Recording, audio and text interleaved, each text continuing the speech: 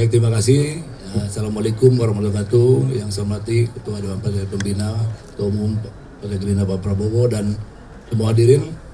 Tentunya ini pilihan hidup saya.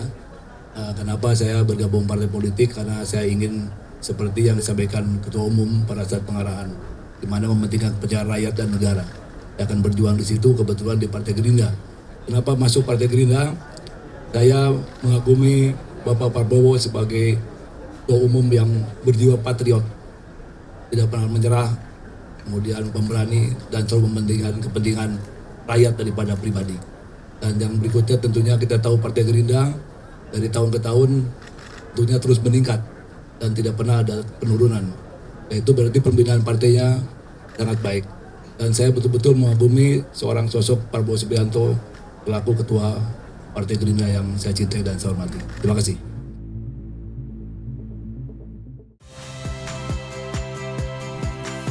Saya Radi Saputro. Saksikan program-program Kompas TV melalui siaran digital, pay TV dan media streaming lainnya. Kompas TV, independen, terpercaya.